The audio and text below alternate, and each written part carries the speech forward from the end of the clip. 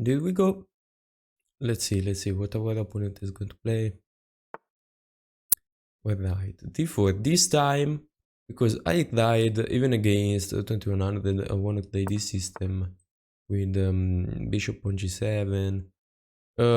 It's probably not what you think. And I'm just going to play sort of Pierce. I don't know, looks interesting. And the thing I don't know what to do with this knight, because I tried to put the knight on e7, but it's really slow. I mean, if someone want to play really tactical, I feel like he's going to destroy you. So my plan now is to develop pieces and to castle as soon as possible. And also my opponent, sorry, is playing logical. I don't see anything wrong with this play. He just take his space, developing pieces. Yeah, it's good. He could have also played e4, but it's not that if you can necessarily take space, you should do it. The most important thing when you play an opening, apart from the fact that the opening is at least decent, is that you actually like the opening.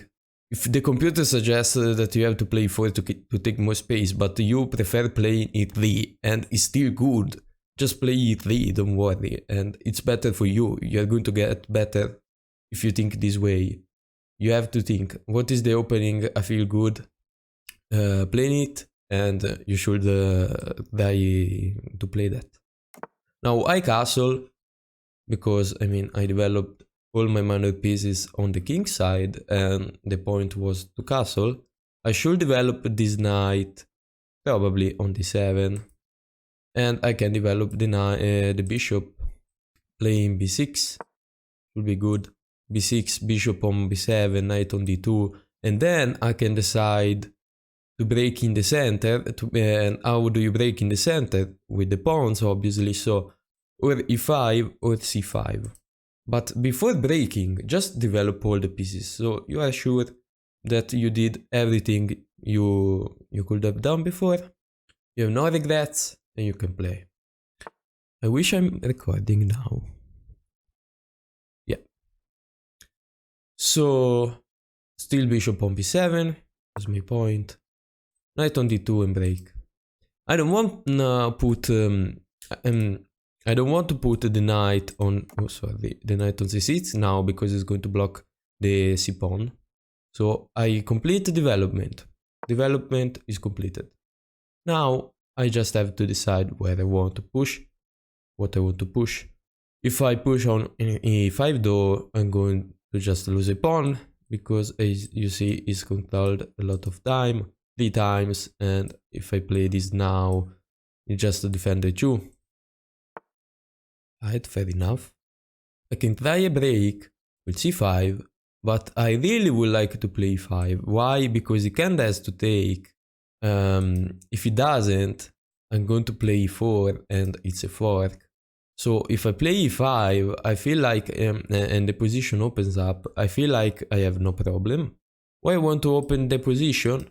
Well, to have more space for myself. Now, I mean, it's the middle game, and if I can take some more space, I'm good. So let's say I play this. Take, take, take. I could also take with the rook, so yeah. Rook on e8 looks really logical to me. We could also try to push now. Yeah, perfect. Great move. Yeah, it's playing good. And I don't want to push on d5 because there is e5. What I want to do though is to play e5 myself now. I don't want him to push anymore. Yeah, this has to be fine. This has to be fine. And I'm probably going to take back with the pawn. Could also take back with the knight. The knights. Yeah, I have to consider what is better.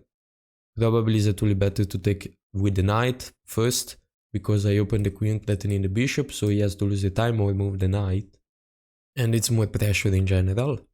Also, this knight is not so good, this knight is worse than his.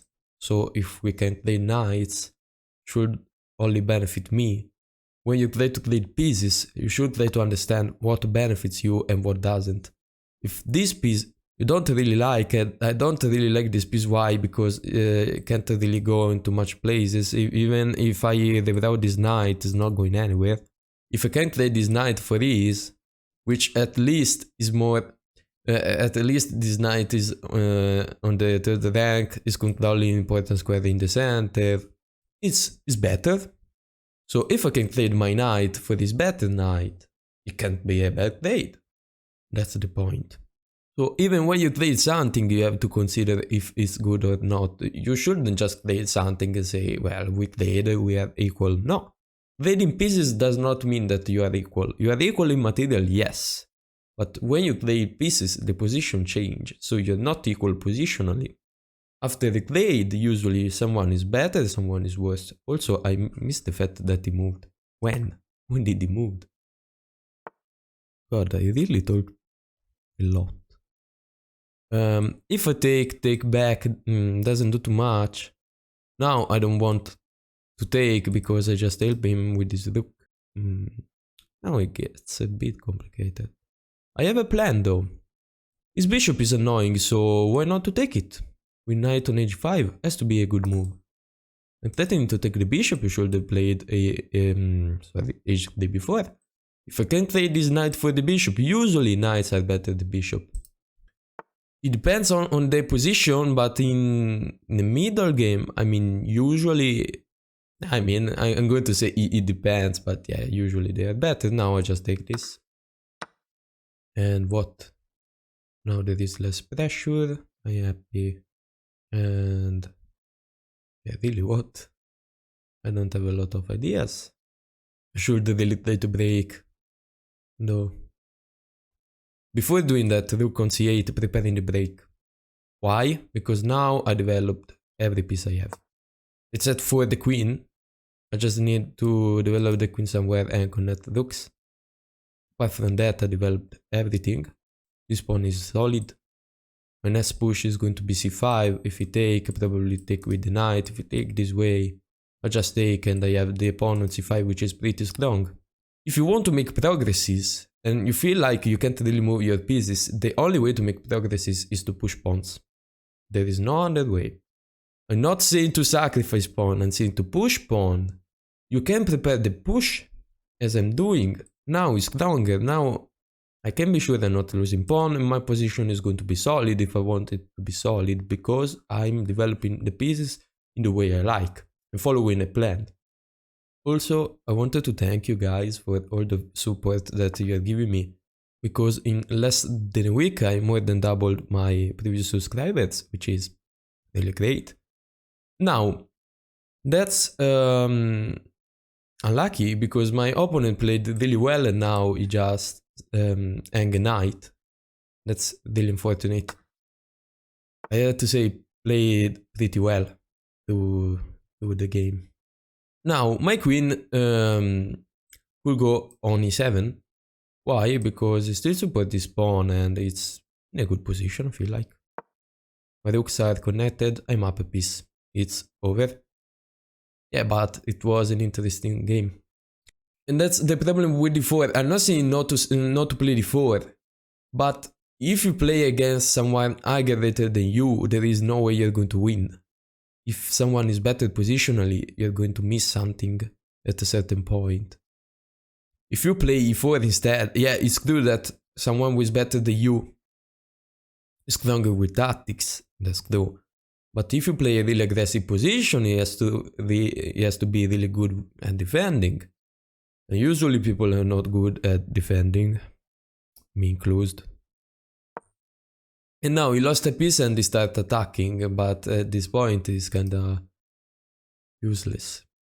I have to say though, playing d4 is important because you understand positional play. If you want to get better, you have to get better tactical and positionally speaking. My suggestion though is to stick with one between e4 or d4. You can try a bit, but at a certain point it's better to stick with someone, with an opening. Before, if you change too much, it's going to be bad, because you don't play well for a certain opening. And now his position looks really falling apart. a6, b5, c4, it's my plan. Gaining more space in the queen side, because if you see, I can gain space. So why not? If you gain space, it means you have more deaths, you have more attacking potential. And also, I wanted to say something. What did he play? Yeah, he locked the position. If you're losing and you want to attack me, you should unlock the position. If you lock the position, you're not going to attack anyone. Now I want to push. So I prepare the push this way, this time. And the bishop goes on a8 because it's so clicky in the end of this diagonal. This just wastes time for no reason.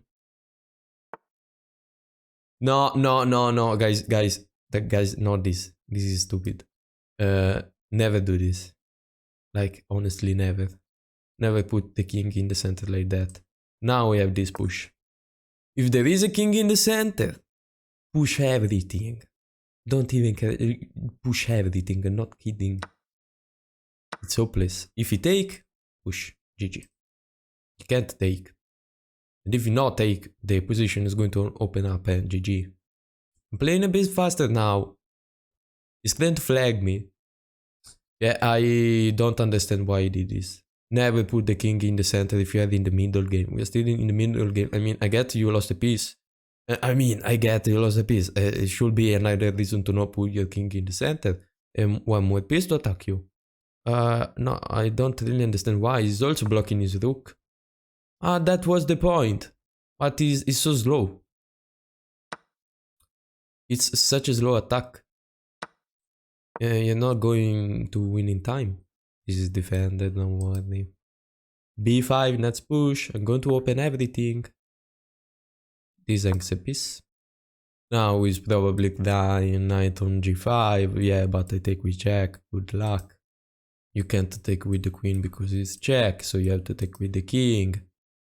And after that, it's pretty much over. Still the same. So, check, and mate. You can also go there, obviously. Always miss, mate.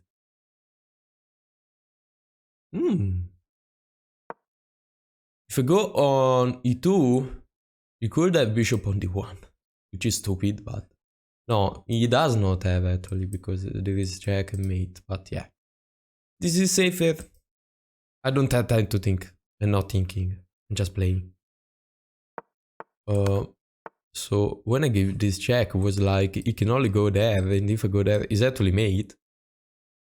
Yeah, but yeah, he also has this square. I'm blind. What? This feels a bit wrong for me.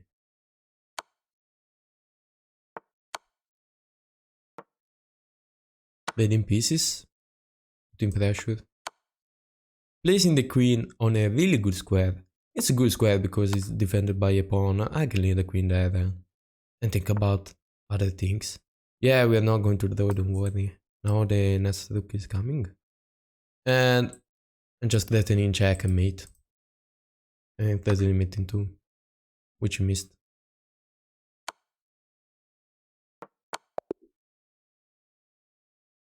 Yeah. This was a good game. So maybe we could see the analysis. How long is the video? Oh, 60 minutes only. Yeah. You can see the analysis. I don't want to make a 30-minute video, but if you want to, yes, I will. I still don't understand how long would you like a video to be. Maybe I should just ask, honestly. Yeah, and what I wanted to do. Yeah, the analysis. Ow. Yeah, with guy, and sometimes I'm sorry. No, I'm not sorry. I'm just a bad person. I'm not sorry. 0 blunder, 0 missed win, 0 inaccuracy, only 1 mistake. So good. So good. Playing an opening I never played in my life. So I just wanted to let you see just a couple of moves that I thought were interesting. Apart from that, I just playing logically, and I already told you everything during the game. Just to, yeah, this was unfortunate, but my opponent was playing really good till this point. So at this point, we are equal in material, the position is kinda equal, I don't see really too many problems. Probably the best move is to play rook on c1 at this point. Instead of that, rook on c1. Rook on c1 or yeah, actually bishop on f4, and after bishop on f4 I thought to play queen on e2, just defending the square. And it's good, it's equal. If you take, I think you just benefit me because I put pieces in a better place. If you block the position, I don't know. No one is going to win probably. And you shouldn't block because you want this to move in the future. So if you block it, you can be sure this is not going to move. Maybe there is some push this way because I had the pawn on b6, so it could be a target. But yeah, it's kinda equal, we played well. Landed a piece. And now start playing really bad move. Now, if you blunder a piece and you want to try to win, I know it's hard, you're pissed off, but you still have to play logically. Because yeah, you could play aggressive, but if you play aggressive, you're going to get destroyed. You have done a piece at the end of the day. And if you look at this position, you see I'm rock solid, there is no way you're going to attack me. Yeah, there is a way, as he did with queen on fa, king on f1, and on e2, and then put the rook on h1, but you take the moves, and in the meantime, you are dead lost. So no, he can't attack me. You should still try to play logical until I make a mistake.